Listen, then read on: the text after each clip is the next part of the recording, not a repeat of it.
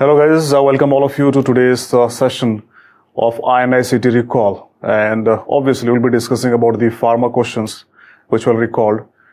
And apart from that, in today's session guys, after the first part of this session would be about the recall, but towards the end I'll also discuss about those students who have not fared well in INI-CET, what could be the reasons, and what do they need to do, right, for the NEET exam, which has been delayed. So I'll talk about those things towards the end of this session, right? So let's begin with the recall, guys. INI-CET 2020 Pharmacology. And to begin with, guys, the questions were not out of the world, right? They were not very difficult. Some were difficult, some were easier, right? But I won't categorize them as very difficult questions, right? So the questions are very basic, and if you had basic concepts of whatever we have discussed in our lectures, right, you could have solved most of them. So let's begin with the first one, guys, here. And the first question is, drug that promotes bone formation among the following is. So guys, what do you call the class of drug that promotes bone formation? What is the word that we use? These drugs are called as anabolic drugs. So guys, anabolic drugs, these are drugs that promote bone formation. And if you remember in the lecture, whenever I begin with drugs used in osteoporosis, I draw a bone, and there itself I depict which are the drugs that inhibit bone resorption and which are the drugs that increase bone formation, right? Now, so from there you can recall which of these can increase bone formation or promotes bone formation: bisphosphonates, raloxifene, calcitonin, teriparatide. Now it's a very easy one, guys, and here the answer is teriparatide. And I have already told you regarding drugs that increase bone formation. Right, so previously we had only two classes of drug that had anything to do with bone formation, and which I've discussed one, that is teriparatide, which is a PTH analog. Second is abolaparatide, which is PTH related peptide analog. And third drug, if you remember, we had discussed strontium ranelate. Right, so these are the three classes of drugs usually we discuss which increase bone formation. Strontium ranelate is a drug. If you remember, we have discussed that this is a drug which not only increases bone formation, it also decreases bone resorption. So this is a drug which has an effect on both the aspect. The new class of drug which we also discussed is a drug called as romosozumab, right? And what is this drug? It's a MAB, right? Monoclonal antibody which blocks sclerostin. So as of now, guys, we have these four drugs that can increase bone formation, right? Whatever else is there, all of them, they act by decreasing bone resorption, guys. Bone resorption. So mechanism of action. So this is a topic. Which drug increases bone formation, decreases bone resorption? It has been asked a lot of time in your exams, right? So there's nothing much difficult about this class of drug. Coming to the next question, guys, which of the following is true about disulfiram? Again, disulfiram, or we talk about alcohol dependence. Remember what I said in my lecture, alcohol dependence is a very small topic, yet it is very productive. So alcohol dependence, smoking dependence, this is a very small topic, right? The duration is 10 minutes maximum, which we cover in the video. But you can see that questions are regularly asked, right? Because it is a menace, smoking dependence, alcohol dependence in the society. So they keep on asking MCQs on these. And if you remember, I begin with disulfiram, calling it as what is disulfiram? It is an aversive agent, isn't it?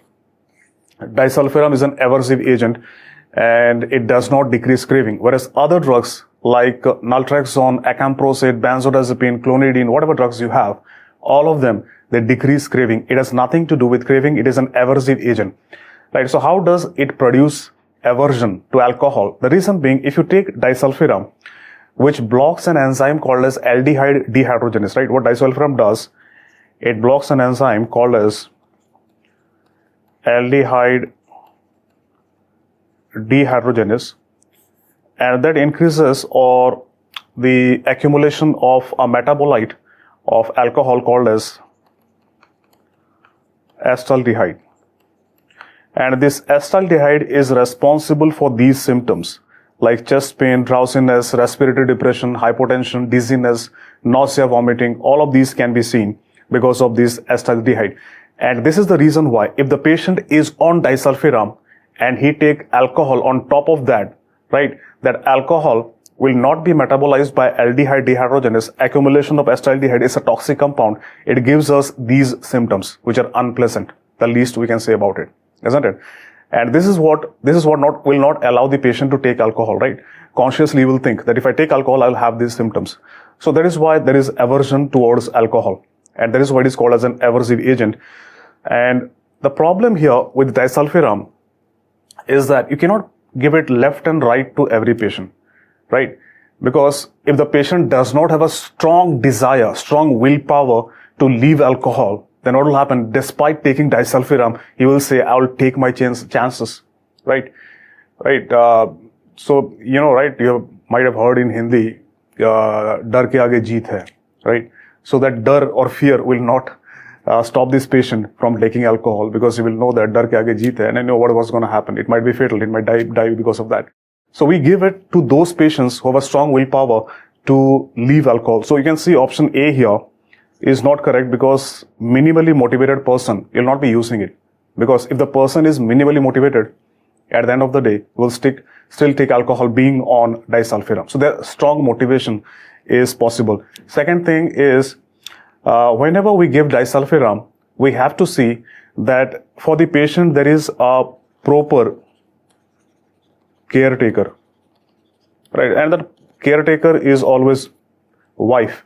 And you have to see that the caretaker is also non-alcoholic, right? Otherwise, what will happen is both will sit together and say, okay, let us celebrate a disulfiram-less day to day, right? So the proper caretaker should also be there. This is another aspect. It's an anti-craving drug. Option B. That's not correct, guys, because I told you it's an aversive agent. It has nothing to do with craving. Option C is the right answer here, as I have already discussed in the beginning itself, that whenever the patient takes, when used with alcohol, you will have these symptoms, and this is what will not allow the patient to take alcohol. Its action persists for 2 to 3 days after stopping the drug. Now, this is, relatively correct, you can say, because the action is usually seen for 24 to 48 hours. So this action is more within 24 hours of taking this drug. So you have to take this drug daily, right, to prevent alcohol abuse. So this option is relatively incorrect, right? Till 3 days, it is not going to affect. 24 days maximum, 48 hours, the next 24 hours, after 24 hours, there might be some effect, right? But maximum effect would be seen within this 24 hours. Right, guys. So this is one thing. Second thing I'd like to tell you guys here is that you might have seen around yourself, right? There are people who can drink even 1 liter of alcohol and without having any nausea, vomiting, headache or anything, right? But then there are people who will have, 200 ml or 100 ml and they will be having nausea and vomiting. Why? Why God is so, right, kind to some and not unkind to others? The reason lies in your genes. In your genes, which code for this enzyme called as aldehyde dehydrogenase. So if there is a person whose genes are more powerful for aldehyde dehydrogenase, he has a lot of aldehyde dehydrogenase, right? And because of which now acetaldehyde would be metabolized significantly and will not have nausea, vomiting. And such persons who have powerful genes for aldehyde dehydrogenase, they are more prone to develop alcohol liver disease because they will drink more, right? For those persons who have less powerful genes, lesser aldehyde dehydrogenase, they will have physiologically accumulation of more acetaldehyde, and because of slower metabolism of alcohol. And those patients, even after a little bit of alcohol, they will develop nausea, vomiting. So it's a physiological mechanism of aversion. They won't be able to drink more and they have a lesser chances of alcohol liver disease. So if you wonder why someone can drink more and why I can drink less, you know the reason behind that, right? So guys, alcohol, I have already told you a lot of times there are FDA approved drugs and non-FDA approved drugs. So I've told you about disulfiram. Now let me tell you about the drugs which are FDA approved or not approved. And disulfiram is one of them. Second one is naltrexone. And third one is acamprosate. So these are the only FDA approved drugs. Non-FDA approved drugs, these are benzodiazepines. Don't be surprised. Benzodiazepines are not approved by FDA. And whenever a drug is not approved by FDA, and I still use it, this is called as off-label use. So off-label, you can use benzodiazepine, right? You can use clonidine, right? Other drugs are drugs like ondansetron, topiramate, baclofen. So these are not FDA approved drugs, guys, but remember we have discussed the reason why I use these drugs. Most of them, they will decrease craving, right? So you know what happens towards the evening for these alcoholics? As soon as the sun will begin to set, right, their bells will begin to ring that I have to go somewhere, right, to get my pouch. And that craving is decreased by these drugs. But disulfiram, as I said, is an aversive agent. So in alcohol dependence, this is all you need to remember. And with this, you can solve a lot of MCQs which are being asked. Second important is smoking dependence, guys. Smoking dependence, you know, I've already discussed a lot of times that the first line drugs, smoking dependence, the first line drugs are bupropion, varenicline, and nicotine replacement. These are the first line drugs in smoking dependence, and your MCQs are concentrated mostly around bupropion and varenicline. If they ask you out of these two, which one is more effective? More effective is among the drugs, bupropion or varenicline. Which is more effective? Varenicline is more effective as compared to bupropion. So smoking dependence, alcohol dependence is an important topic, guys. Go through the drugs. It's not a very big topic, right? Within half an hour, you'll be able to complete both. And you can see a lot of MCQs are asked both from smoking or alcohol dependence. Now, guys, coming to another question here. And this is, which of the following antidepressants would cause least sexual dysfunction? Now, if I talk about sexual dysfunction,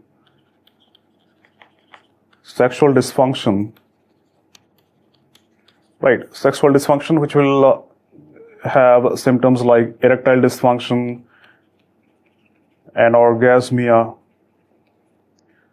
and delayed ejaculation. So this is the spectrum of sexual dysfunction. Now recall what have we discussed in SSRIs. If you remember in SSRIs, I told you that SSRIs, they cause side effects, and for most of the side effects, the culprit is serotonin itself. And what the serotonin does, it begins by stimulation of a lot of receptors. And one of those receptors is 5-HT2. Like 5-HT3 also it stimulates, causes nausea, vomiting. 5-HT4, it causes loose stools. But 5-HT2, if you remember, we talked about location of 5-HT2 in the brain and spinal cord, right? Brain, I have already discussed that brain, it causes insomnia, vivid dreams are seen, anxiety is seen, right? So I'll not discuss that here. We'll focus on spinal cord. So spinal cord, if you remember, I told you that sexual dysfunction,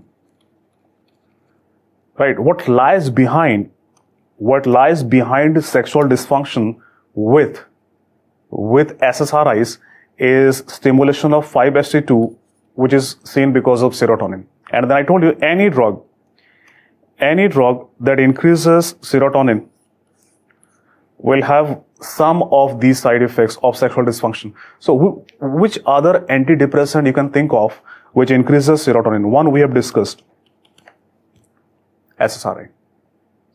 What else? SNRI. What else? Tricyclic antidepressants. So SSRI, SNRI, TCA, all of them, right, they can increase serotonin. Now here, SSRI, only serotonin. These both, they increase both serotonin and norepinephrine. So all these three classes of drugs, they would increase serotonin and they would act upon 5-HT2 receptor and give us sexual dysfunction. Now if they ask you which one will give us maximum sexual dysfunction, apply your logic, guys. Right? You do not need to be spoon-fed everything. You need to find your own logic as well. Which one? Obviously, your answer would be SSRI. If they ask you which SSRI causes maximum sexual dysfunction, which SSRI causes maximum sexual dysfunction? We have discussed this. Your answer is paroxetine. Right. So if I know this much, even if I do not know which one will cause lesser, if I do not know which one is cause lesser, by this concept I know which one will cause, and then I can rule out the option. Fluoxetine is an SSRI. Yes, it will cause sexual dysfunction. Mirtazapine is not an SSRI, SNRI or TCA, so we'll leave it around. Venlafaxine, we know that what is this? Venlafaxine is an SNRI, so it will cause. Imipramine is a tricyclic antidepressant, it will cause. So these three will cause sexual dysfunction. So by ruling out, I can find the answer as mirtazapine.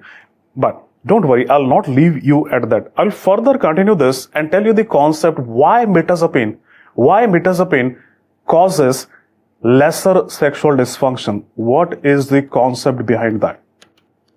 And the concept we can correlate to whatever I've discussed here. So see, why there is sexual dysfunction? Because of stimulation of which receptor? 5-HT2 receptor. Just imagine what happens if I have a class of drug which blocks 5-HT2 receptor. Will it cause sexual dysfunction? Here, the sexual dysfunction risk would be lesser. For example, 5-HT2 receptor, like if you remember, we have discussed nifazodone, trazodone. Now forget about sexual dysfunction. Trazodone in fact causes priapism. If you remember, I've discussed this. And priapism can be seen, that is painful erection. Why is that? That is because of what? Block of which receptor? 5-HT2 receptor. And if you remember, we have discussed about mirtazapine as a drug which belongs to the class of 5-HT2 as well.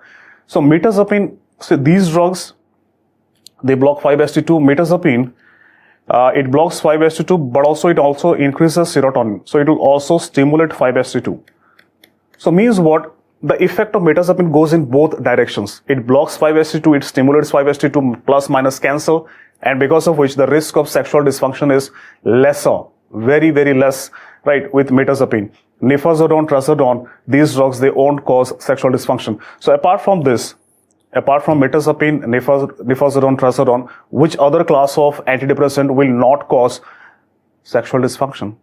If there is an antidepressant which has nothing to do with serotonin, absolutely nothing, can you think of any drug here? That is bupropion, guys. Bupropion, remember what it does? It increases dopamine and norepinephrine. So it has nothing to do with serotonin. It has nothing to do with erectile dysfunction, right? So bupropion, mirtazapine, trazodone, nifazodone, these are the antidepressants that won't cause sexual dysfunction. Whereas TCA, SNRI, SSRI, they will cause sexual dysfunction. What is the reason?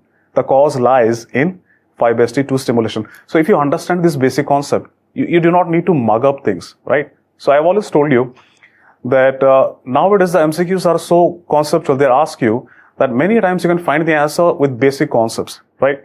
Now let's move on to the next question, guys.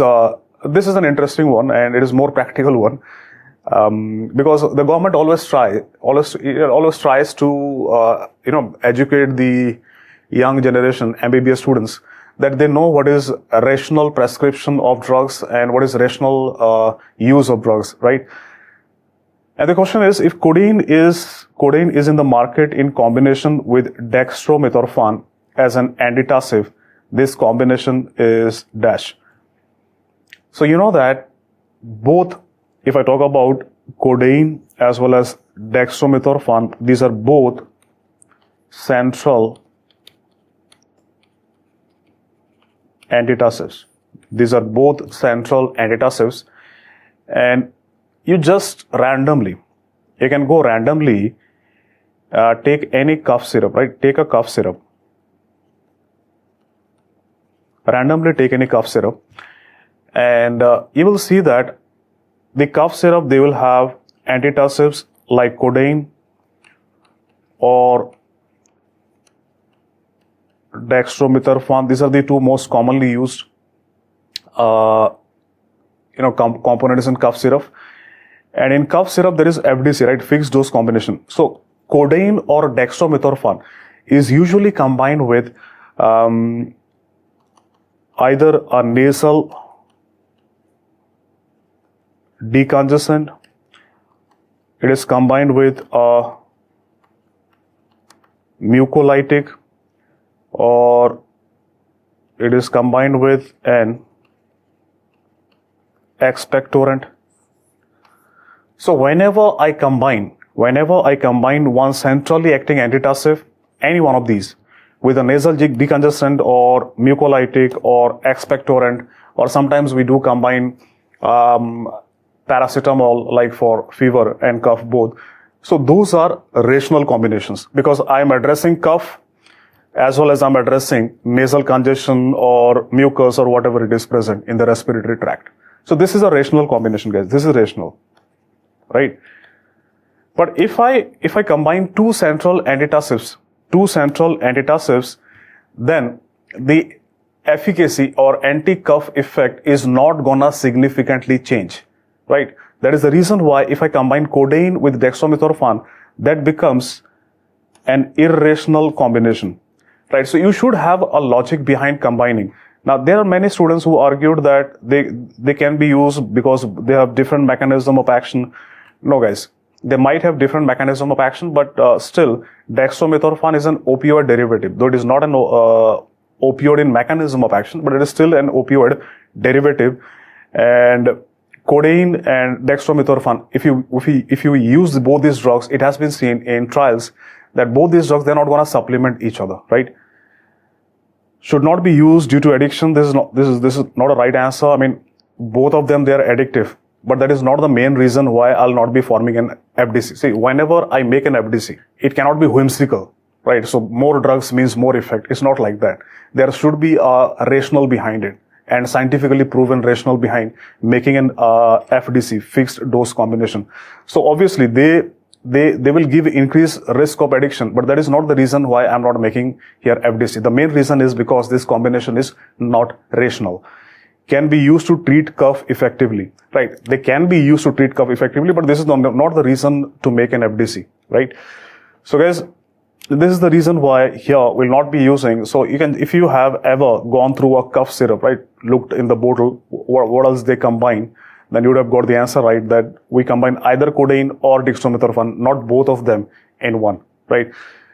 Which is not given in severe COVID, right, guys? So see, COVID is the talk of the town, and it's not that COVID is in our life. It seems as if we are in the life of COVID. And obviously, COVID infection MCQs will be asked, right, in your upcoming NEET exam as well.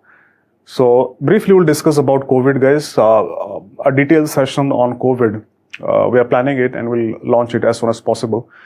So which is not given in severe COVID. Now, even if you, right, guys, if you're following the news updates, then you know that favipiravir is a drug that is only used in mild to moderate COVID, right? Mild to moderate COVID. Whereas these drugs, steroids, remdesivir, LMWH, they can be used in moderate to severe COVID. So here, just to give you an idea, I have made a table as to how these drugs are used here. See, mild COVID as antivirals. So mild COVID, either you'll give symptomatic management, or if a drug is required, you can go for either HCQ or hydroxychloroquine, or you can go for favipiravir, right? Moderate, again, we can use both HCQ and favipiravir. Either of these can be used, right? Either HCQ or favipiravir. Plus, we'll be using LMWH. Absolutely, we'll be using steroids, absolutely. Plus minus remdesivir. Remdesivir is plus minus because it is an investigational drug. It is a repurposed drug. It has got an emergency approval. And with remdesivir, there had been conflicting studies. And WHO even has some guidelines on remdesivir, which I'll cover in the next question, right? You have to wait for that. Severe disease, guys, you can see here. HCQ and favipiravir, both these drugs are gone, right? HCQ, favipiravir, both are gone. What I'm left with here is I'm left with LMWH is given 100%, steroids is given, so these drugs are given. Now remdesivir and tocilizumab, these are plus minus, right? So severe disease, the patient would be on anticoagulants, the patient would be on steroids, remdesivir, tocilizumab, which is an anti-interleukin 6, This is an interleukin-6 inhibitor. So its use is plus minus. So I'm saying plus minus. The reason being, see, in each and every patient will not be using it. There is cost factor. There is a factor that the doctor needs to explain to the patient, right? Because WHO said that this drug might not be effective at all, right, in severe COVID. So recently, it has said in November 2020. So, that might change things. So we are absolutely clear about what we should use. LMWH steroids.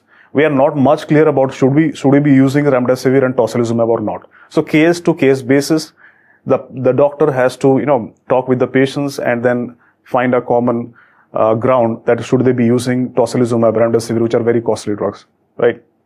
Coming to the next question, guys. A patient with fever and sore throat was prescribed with antibiotic. 2 days later, he presents with rash, as given in the picture. You can see the rash, maculopapular rash. Which of the following drugs might have caused this? So I don't know why they have asked this question. Right? This is a useless question because they've given you antibiotic. And at least they should have given you 4 antibiotics in the option. There is only 1 antibiotic. So the answer is amoxicillin. This is a no-brainer. So why they've asked this, I don't know, right, guys? So amoxicillin is the answer here. And you know that all beta-lactams, they can cause hypersensitivity, can be seen with beta-lactams, and penicillins, cephalosporins, carbapenems, all of them, they can cause these side effects. So amoxicillin is the right answer here. So there is nothing more here to tell you guys. Right, guys, so this is something we need to discuss here. The most common drawback of the given device is, so what is this device known as, guys? It is called as a PMDI, means pressurized metered dose inhaler. That was the most common drawback of this device. Your options are drug deposited in the oropharynx, bacterial contamination, is not portable, and does not provide multiple doses. Most common drawback. What is the most common drawback of this device, PMDI? So let me tell you something about this PMDI. See, guys, I have taken a diagram here where we not only have a PMDI, we also have a PMDI which is connected to another device which is called as a spacer, right? So I'll explain you what is the role of spacer, and for that I need to tell you what is the drawback of PMDI first, right? Then we'll get the answer as well.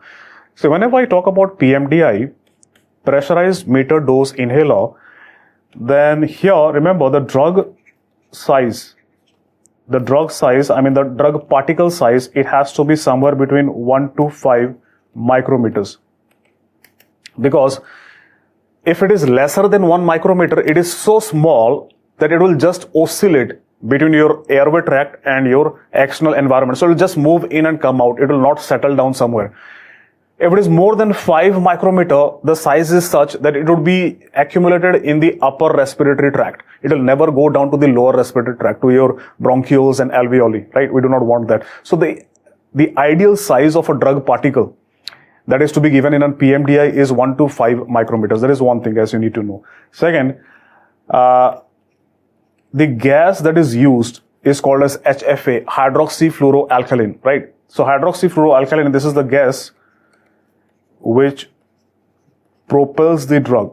So there is a drug, there is a gas. So what happens when I will press, what happens when you will press this PMDI? So whenever you will press this PMDI, right, the drug will come out of this orifice. But what makes the drug come out? The drug comes out because of a pressure that is generated by this gas called as HFA or hydroxyfluoroalkylene gas. Now, there is one thing you need to understand. I have a PMDI. I have just a PMDI. The drug size is appropriate. I have HFA, and now I'll press it. Now, when I press it, the drug must go into my lower respiratory tract. And for that, what do you think? It should coincide with inspiration or expiration? It's a stupid question, but you should still know the answer. So whenever I press a PMDI, it should coincide with inspiration. Otherwise, the drug won't go deep into my respiratory tract, which means what? Each press should coincide with inspiration, right? With inspiration, it should coincide. So now think about this. This is something you can train an adult patient. Can you train a kid? Can you train a kid to coincide this pressing with inspiration.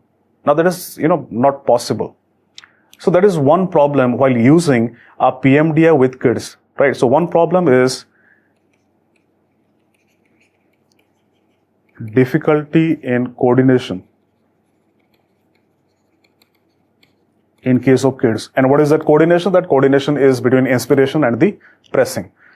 Second problem is, whenever I press it, right, inside my mouth, a lot of drug would be deposited, right? A lot of drug would be deposited, drug deposition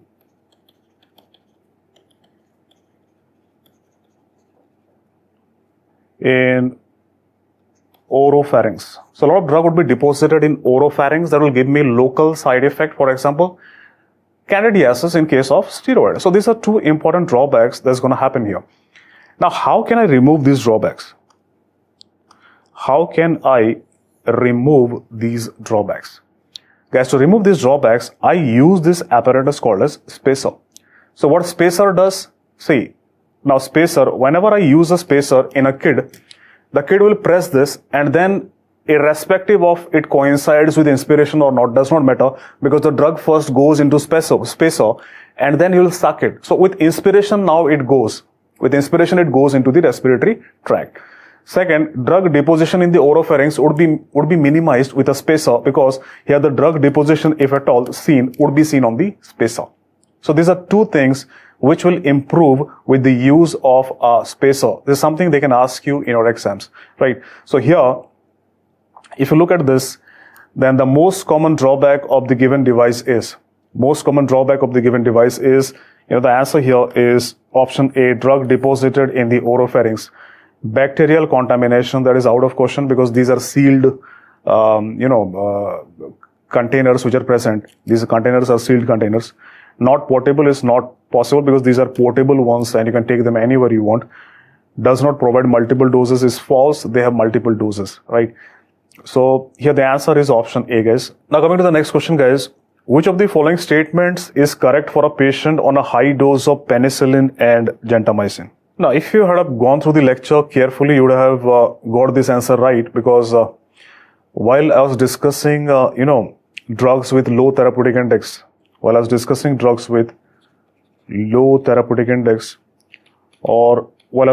TDM, I told you that one drug for which we can go or we have to do TDM is aminoglycosides in specific cases. For example, see, aminoglycosides are nephrotoxic, right? You know that aminoglycosides are nephrotoxic. If I talk about aminoglycosides, these are nephrotoxic drugs. And just let us assume that there is a patient of Pseudomonas, right? There is a patient of Pseudomonas, and patient of Pseudomonas infection, to be precise, plus the patient is having renal failure as well. Now you know that aminoglycosides are nephrotoxic, isn't it? So it's obvious conclusion that a patient with renal failure, I should not be using aminoglycosides. And what if it is a case of resistant Pseudomonas infection? Now, guys, in resistant Pseudomonas infection, aminoglycosides have a bigger role to play. Now, in this case, I'm worried about renal failure, nephrotoxicity, but if I won't use aminoglycoside as it is, he's going to die because of Pseudomonas. To save his life, despite all of these, I'll use aminoglycoside along with TDM, therapeutic drug monitoring, right? And the reason why I'm using it is to prevent this nephrotoxicity. So this is exactly what I explained in my lectures, right? So you know that I told you TDM, we need to do sometimes TDM with this drug. So here, TDM is done with penicillin because of narrow therapeutic index. It's false, guys. Narrow therapeutic index, we have never talked about penicillin. It is a wide therapeutic index. Now this is the right answer. TDM is done because gentamicin has a narrow therapeutic index. TDM is done with both because of dangerous side effect. Remember, both can cause a dangerous side effect, but that is not the reason why we do TDM here with penicillin. TDM is done for penicillin as it can cause severe anaphylactic reaction. So many thought that this could be the reason why we should do TDM for penicillin. Now, so you know that penicillin causes anaphylaxis. So I want you guys to understand the concept behind TDM, which I've already discussed. For TDM, you know that whatever side effect is seen, it should have a good correlation with the plasma concentration. If the side effect does not have a good correlation with the plasma concentration, I cannot do TDM. Now just think about ADR. In my lectures, I've discussed in the section of adverse drug reaction. I told you something. ADRs are of different types, right? Type A, type B, type C, type D, etc. Where do you think I talked about penicillin? Where do you think I talked about penicillin? Just think. B, which is called as bizarre, or which is also known as dose independent. And this is where precisely B, dose independent or bizarre, I talked about penicillin induced hypersensitivity. So this is exactly what I discussed in my lecture. So just imagine hypersensitivity caused by penicillin, it is not dose dependent, it is dose independent. Then how are you gonna do TDM? Because for TDM, there should be a clear relation between the side effect and the plasma concentration. So even at low doses, you can have hypersensitivity. Even at high doses, you can have a hypersensitivity. There is no way I can do TDM for penicillin. Though penicillin causes a grave side effect like anaphylactic reaction, TDM is not gonna save you guys. That is the reason why we first need to do a skin test of allergy to penicillin. If there is no allergy, then only we go ahead with penicillin, right? So guys, that is why I ask you guys to focus on concepts, because you see, these are all new questions. But if you know the concepts deep down, why I'm doing TDM, why cannot I do TDM for penicillin, right? If you know these things, you can easily cruise through these questions. Okay, this one, a patient presents with seizures, his CT head reveals multiple parenchymal cysts. Which of the following are correct regarding management in this case? Now guys, with this question, there were multiple inputs. Some said there were calcified cysts. Some said that there was cysts were not calcified. There was no hydrocephalus. So whatever it is, guys, I'll tell you, there are three things you need to see while managing your neurocysticercosis. First thing, you need to know where anti-parasitic therapy is not given. It is always given, except three places where you are not going to give these anti-parasitic therapy. One is untreated hydrocephalus. So if hydrocephalus is not treated, you will go for surgical management, you will go for steroids, treat hydrocephalus, and then start antiparasitic therapy. Second one is high cyst burden, that is cysticercal encephalitis. Right? This can be detrimental for the patient. And third one is presence of calcified lesions only. Only is the clue here. There should not be any lesion which is not calcified, right? Then in that case, only calcified lesions are there. That means there is no live parasite. If there is no live parasite, why will I go for anti-parasitic therapy? So just imagine in your questions, if they have mentioned that there is hydrocephalus, or they have mentioned high cyst burden, or if they mention only calcified lesions, in that case will not go for antiparasitic therapy. Antiparasitic of choice, right? Remember guys, the latest guidelines are, if the number of cysts are 1 to 2, I go for only albendazole. If it is more than 2, I'll go for a combination of albendazole plus praziquantel. This is a recent change in the guidelines.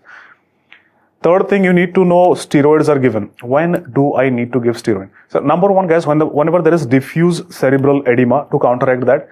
Second is, I give steroids before starting the drug. So one day before starting the drug, and then I'll continue steroid till the anti-parasitic therapy is over. So if you know these three things, you'll be able to answer such clinical questions. A patient presents with seizure, CT head reveals multiple parenchymal cysts. So there is no mention of calcification here. So I assume that they are not calcified. There is nothing about hydrocephalus. So which of the following are correct regarding management in this case, right? So guys, here, what I need to do here, if you remember, I told you, right? In this case, what you're going to do here is, prior to anti-parasitic therapy, we need to give steroids, right? So here, we'll give steroids followed by anti-parasitic drug. Steroids followed by anti-parasitic drug. And guys, remember, if there were calcified lesions, if the lesions were calcified, for example, all lesions were calcified, in that case, I'll not be using anti-parasitic drug. So this is gone. This is gone. And in that case, if there was no edema, nothing was mentioned, then I would have gone for only anti-epileptics. If edema was mentioned, then I would have gone for steroid before anti-epileptics. So guys, it depends upon what is that they are given you in your options, right? A patient was treated. Next question, guys. A patient was treated with tricyclic antidepressant for major depressive episode in the hospital for 4 weeks. Which of the following are main concerns while considering his discharge? Main concerns while considering his discharge. The clue lies here, number one, in the TCA, right? The patient is on TCA. Now let me remove one by one options here and see what could be the answer. Say need for drug monitoring. Drug monitoring means TDM, right? So TDM indeed is done, right? TDM should be done for first few weeks, because TCA, they are metabolized by an enzyme called as CYP2D6, and genetic polymorphism I've discussed. Genes can be highly powerful, less powerful. Based upon that, TCA metabolism can be more or less. So there can be either failure of treatment or toxicity. To prevent that, I need to adjust the dose and I need to do TDM, but it has to be done within few weeks. When was the patient discharged? After 4 weeks. So I assume here, by these 4 weeks, TDM has been done. His dose has been standardized. So TDM is not a concern here, right? Sedation being a side effect. Now, this is not a major concern, guys. He'll sleep more, he'll be more sedative. This is not a major concern. Arrhythmias are not usually seen, but it is usually seen in case of toxicity. So if you'll consume a toxic dose, then only arrhythmia would be seen. So why would you go for a routine ECG monitoring? It is also not required. So I'm left here with suicidal risk. Now let me justify TCA and the suicidal risk, why this is the answer here. That is, first of all, whenever there is a patient, whenever the patient of major depressive episode, this is the clue here. If there is a patient of major depression, guys, remember, they have 15% risk of suicide attempt, right, in their lifetime. So there is a 15% chance that they will attempt a suicide risk. Second, we have different classes of antidepressants, SSRI, SNRI, TCA, 5-HT2 blocker, right? The most lethal antidepressant, these are TCA. And that is the reason why, if you remember, I've told you in my lectures that we never go for TCA to begin with. It is the last resort. The MAO inhibitors, the most lethal antidepressants are TCA as well as MAO inhibitors, right? These two are, so there is a reason why TCA and MAO inhibitors, they are kept at last. MAO inhibitors, as it is, they are not much used nowadays, right? Most lethal antidepressants, these are tricyclic antidepressants. So, and in fact, even, suppose the patient is, I've given a 7 days course, right? So suppose the patient is having 7 days course of drugs. So he's having only drugs for 7 days. Even this 7 days drugs can be fatal. For example, you fear that he will commit suicide and you give him only drugs for 7 days, right? So every 7 days I'll give you the another dose for 7 days. But even if he consumes that 7 days course, even that can be fatal at normal doses. So that is the problem here, guys.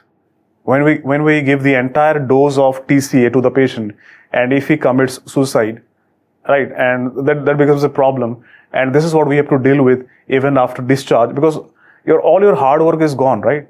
You have put so much, hard work into the patient for the 4 weeks. You have taken care of the patient, and you want that patient to survive. And if he goes back to home and consumes a drug for 15 days or 10 days, and he dies, so it's all the effort is futile, right? So that is the main risk, guys. Suicidal risk is the main important problem here. Guys, coming to the next question, an elderly woman on treatment for migraine presents with new onset chest pain without any previous history of angina, MI, and the drug which was the following mechanism might have caused this presentation. So guys, new onset chest pain, and this is because of vasoconstriction. In other words, they're asking, in migraine, which are the drugs that can cause vasoconstriction, whichever you use. And these are, right, 5-HT, 1B, 1D agonist, like sumatriptan, they can also cause vasoconstriction. And drugs like ergotamine, which are non-selective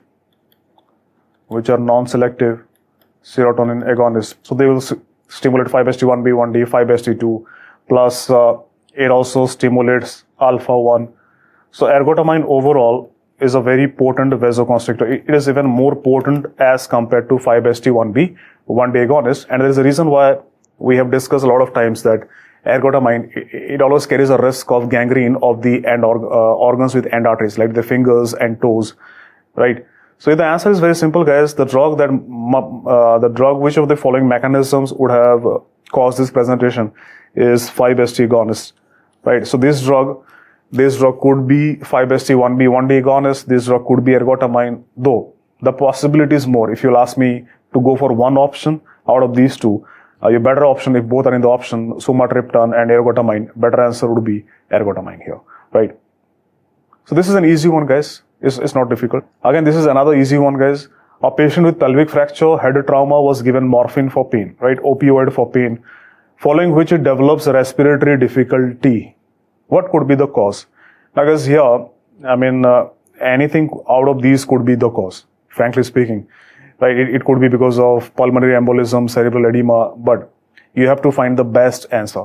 The best answer, which is pointing here towards the answer, is CO2 retention due to opioid use. Now, how or why there would be CO2 retention?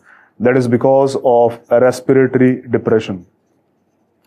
Right, so respiratory depression will decrease the respiratory rate, the rate at which we get rid of carbon dioxide, and CO2 retention will give us, these symptoms of respiratory difficulty. So it is because of opioid-induced respiratory depression. That is the plum LBW answer here, right, in front of you. Now, guys, so we discussed, until now, I've discussed questions which were a single best response, right? Now I'll come down to the latest pattern, which was introduced by the AIMS guys, where we have multiple completion type or multiple true false. Which of the following drugs are used for absence seizure? Now, I don't think as many of you would have done it wrong, because it's an easy one. Because if you remember, my lectures, I draw this diagram, right? And I tell you that in thalamus, we have T-type calcium channels, and T-type calcium channels are responsible for generalized seizure. And in absence seizure, the only ion involved is calcium, isn't it? We discuss only ion involved is calcium, and that is the reason why the most preferred drugs are calcium channel blockers. So in other words here, which drugs we will prefer here, guys? Two drugs, valproate and ethosuximide. Valproate and ethosuximide, these are the drugs which are used for absence seizure. Carbamazepine is a sodium channel blocker. It has nothing to do with absence seizure. Gabapentin, it is only used in partial seizure. So valproate and ethosuximide means B and C. So 2 is the right answer. So I don't think, guys, any one of you would have had difficulty answering this question.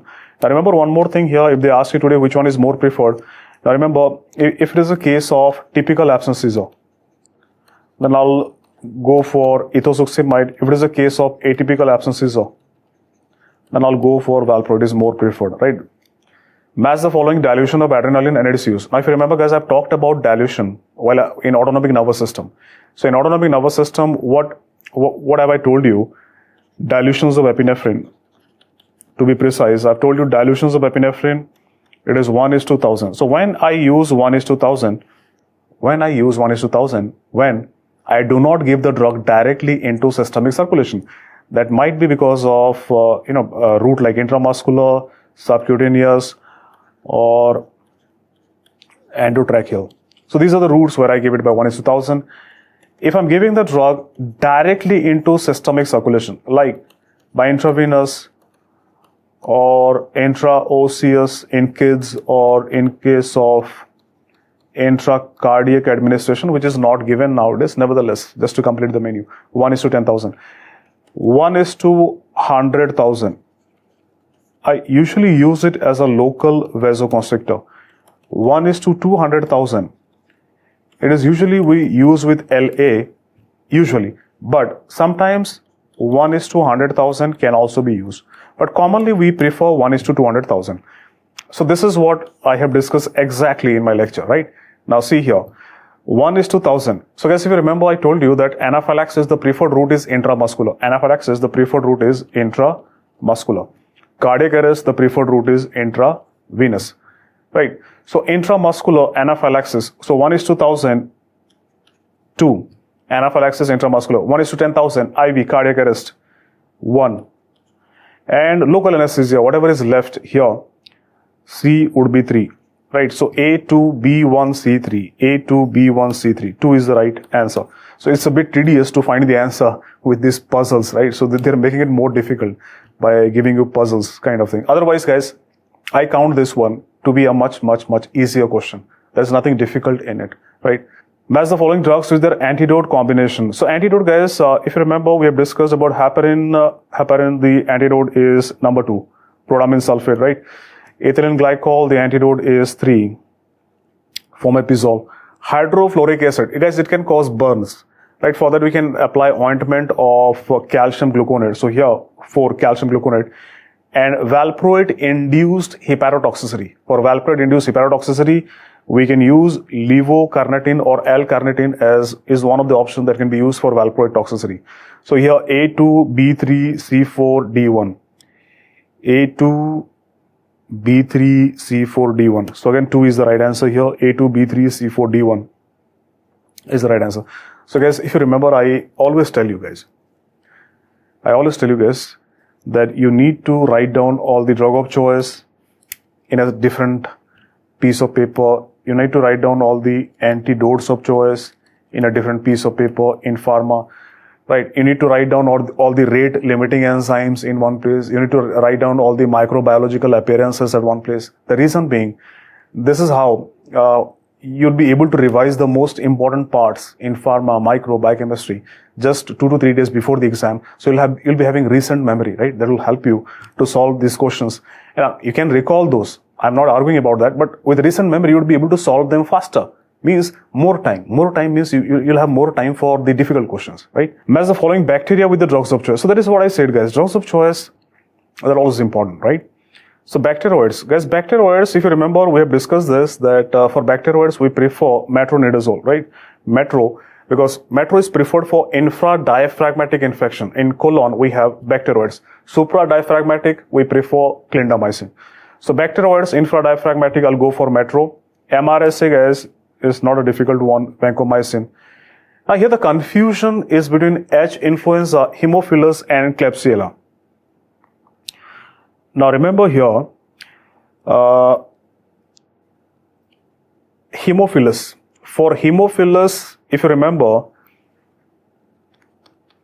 H. influenza, not meningitis, but I've talked about pneumonia and otitis.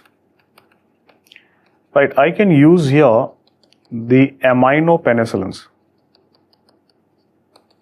I can use here the aminopenicillins. So here, your Haemophilus, your answer would be penicillin, 4. Though for H. influenza, if it is meningitis, in that case, I go for ceftriaxone, right? But aminopenicillins like amoxi or ampicillin can be used in H. influenza, pneumonia, and otitis.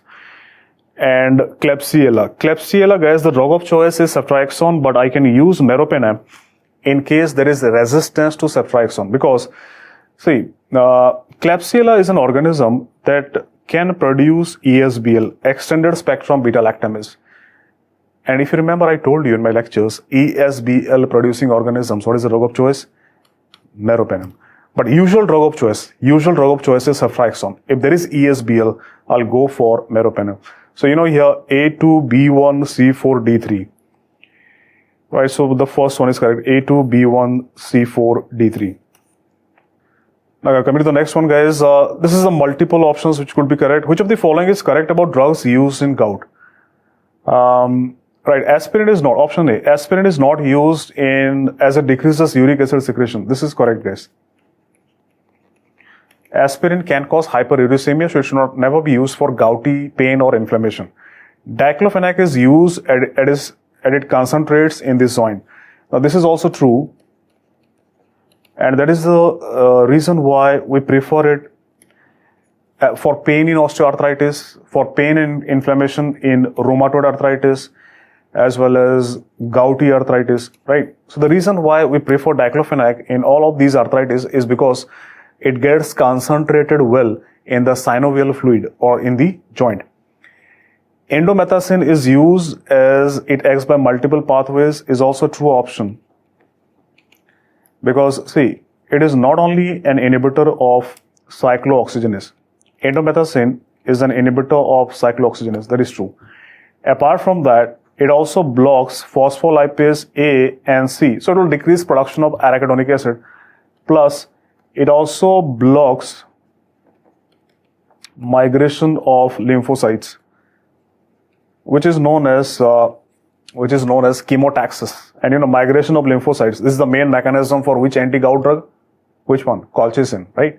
So, because of this, I can say it has multiple mechanism of action, and in fact, that is the reason why. This is the reason why indomethacin, it is a drug of choice in acute gout.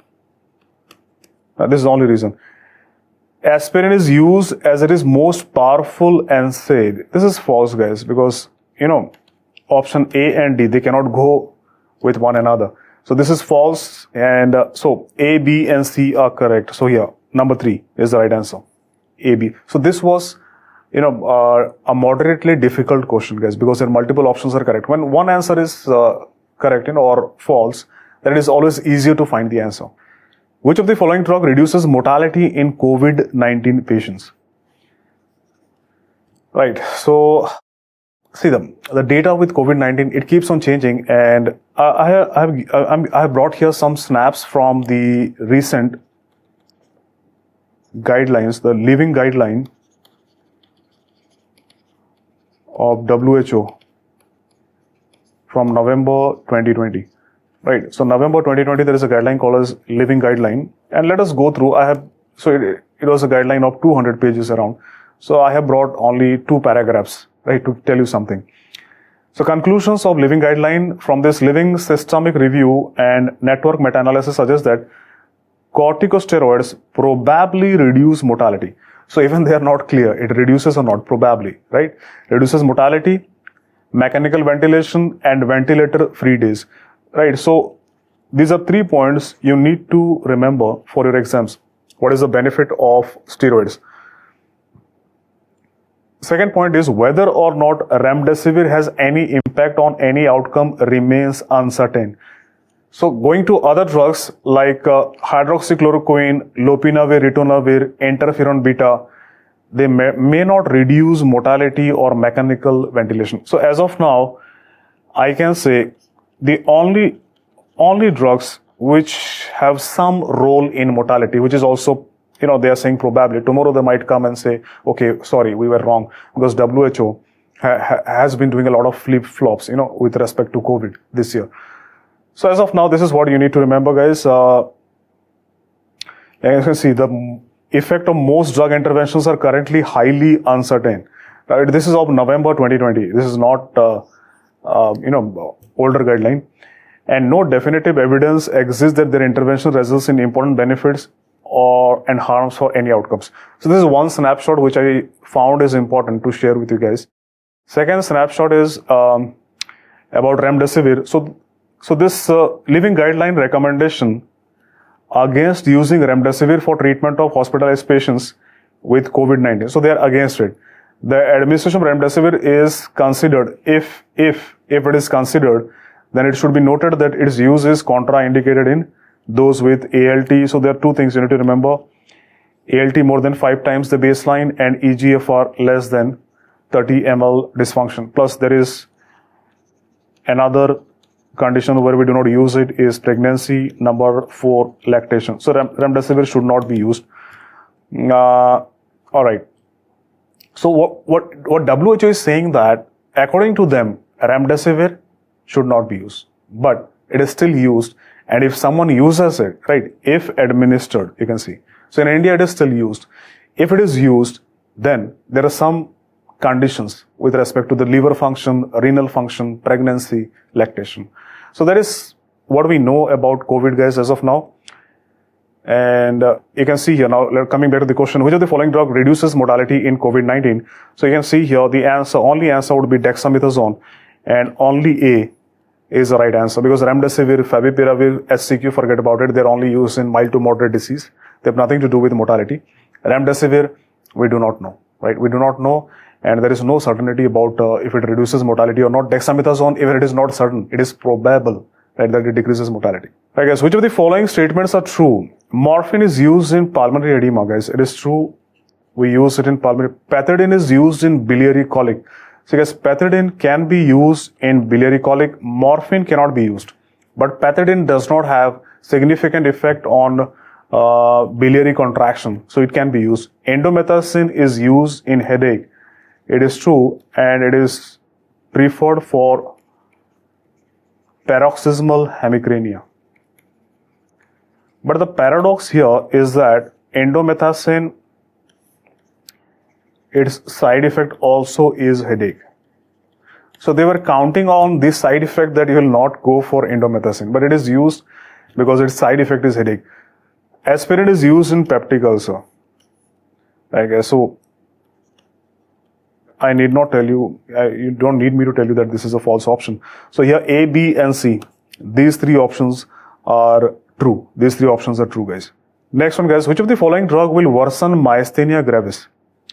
Right, A, lidocaine, B, meropenem, C, phenytoin, D, digene. And guys, this question was made by AIIMS. How can I say that?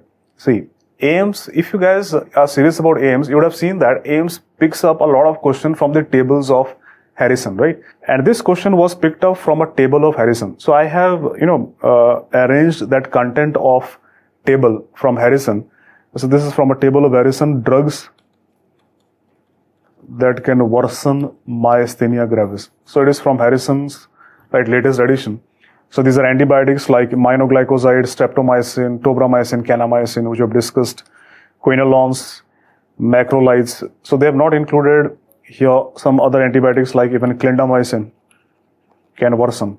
So they have not included clindamycin, so just include clindamycin here. Non-depolarizing muscle relaxant will worsen it, and there is nothing, surprising here about this. Beta blockers like propranolol, etc. Local anesthetics. So this has been asked in an exam, right? Lignocaine, local anesthetics, because they block sodium channels in your neurons, and that can cause muscle fatigue. Botox, because it will decrease release of acetylcholine. Quinine derivatives, because they block sodium channels in your muscles as well. Magnesium, right? Because magnesium, what it does, it blocks calcium. So magnesium blocks calcium channels in your presynaptic membrane and decreases release of acetylcholine. And these two drugs, penicillamine and the immune checkpoint inhibitors, they can themselves cause myasthenia gravis. That's another thing. Right. So you can see where the question they have asked it from. And now I bring you to the options. What is the answer here? Look at the options. We have lignocaine. Does meropenem has anything to do here? No, guys. Does phenytoin has anything to do here? No. Now we are left with lignocaine and digene. What about digene, guys? What is digene? Antacid. And what have I told you? Antacids nowadays, they have their salts of what? Calcium or magnesium. So it does have magnesium. And does magnesium has anything to do with myasthenia gravis? Yes. Magnesium can decrease release of acetylcholine. It can worsen myasthenia gravis. Means here, your option A and D, these are correct. So A and D only. A and D only is the right answer, guys. Here, lignocaine and digene. So this was a difficult one. And there is a reason why whenever, guys, we students used to prepare for AIIMS exam in our times, they're pretty bullish or serious about the tables, important tables which are given in Harrison, right? AIIMS guys, they love to ask from those tables. So this is the question picked up from this table. Right, guys, so this is the questions that we had to discuss, and it was a paper with mixed bag, some too easy questions, some were moderate, some were more difficult. So it was a standard paper, not out of this world, and you could have done this paper easily with few mistakes, right? Now, guys, coming to the fag end of this session, and what I've thought I'll discuss here with you guys is something I had recently done in my live session as well, that for those students right, who could not attend my live session. For those students, I'll repeat again for those students. What are the 4 important reasons for failure in INI-CET? So in INI-CET, you might have got a rank, but not good enough to fetch your seat. You might have got a bad rank, and the worst one, you might not have qualified, right? So what could be the reason? Guys, the first and the foremost, most important reason is inadequate revision. Inadequate revision, the reason being, if you had finished your, first reading just 5 to 10 days before the INI-CET or 15 days before the INI-CET, you probably could not have got enough days to go through for the first revision. So without even first revision, going to the exam and expecting a good rank is futile. So it is not your fault. It is not your fault. Don't be harsh on yourself, right? Give discount to yourself. You did whatever you could do in the INI-CET. And I know what you're worried about, that I could not do well in INI-CET. Does this mean that my prospects for NEET exam are also jeopardized? No guys, it's not like that. Why? So you need to understand why you performed bad in INI-CET. For majority of the population, the answer is inadequate revision. They could not revise because recently they have finished the course, right?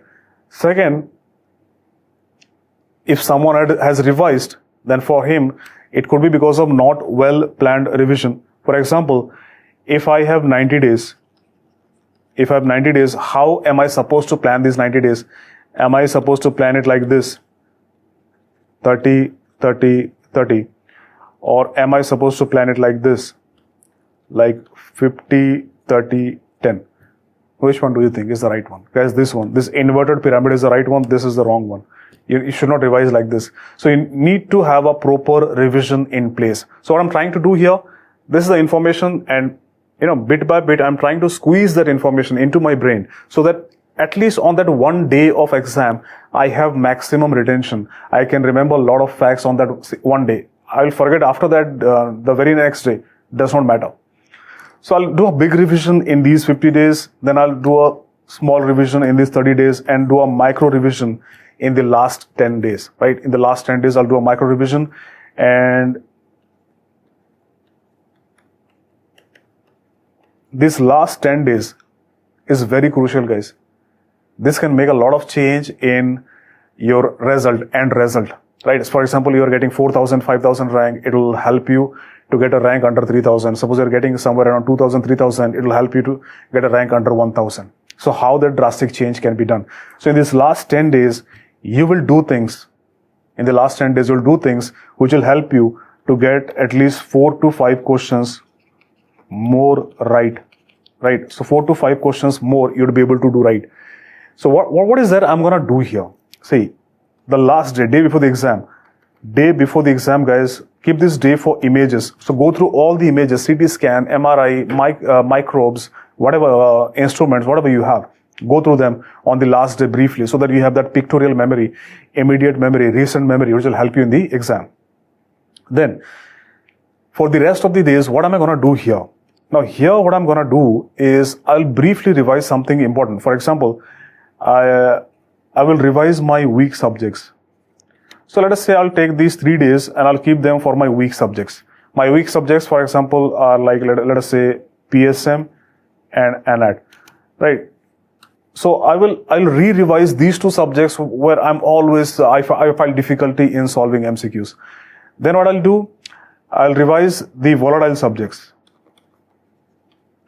right? Pharma, micro, biochemistry. So I'll take around 2 to 3 days and I'll revise these volatile subjects once again. What else I'll revise? I'll revise short subjects, ophtha, ortho, ENT, and skin anesthesia, radiopsychiatry. So these are short subjects and they are high yield subjects. So I cannot revise the whole syllabus, but at least I'll try to fill up the holes in my boat of preparation by doing this.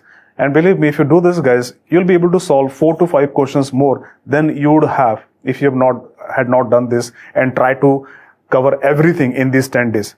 So the logic here is not to try to cover each and everything in these 10 days. That is virtually not possible, but I'll try to cover which will increase my productiveness in the exam, right? Third reason of failure is, guys, focused only theory or only MCQ. Both can be detrimental. Now, there are few students who are bullish on MCQs and they can go through only MCQs. Now, if you're solving only MCQs and getting a good result, right, it does not mean that you are wrong. You're just different, right? You are not wrong, you're just different. But for majority of the students, average students, you need to make a mixture of theory plus MCQs. So mix it up, guys, theory plus MCQs. So 60-70% theory and 30 to 40% MCQs. Now this is what I would have planned in your place, right? A mixture of both theory and MCQs. So doing only theory is also detrimental because the exam is MCQ based and you need to practice a lot of MCQs, right? Every day because the exam is MCQ based. That is the only reason, guys. And the last one is inadequate GTs. It has been a reason of failure of a lot of students because they wake up late and they start giving grant tests only towards the fag end of preparation towards the July-August session. No, guys.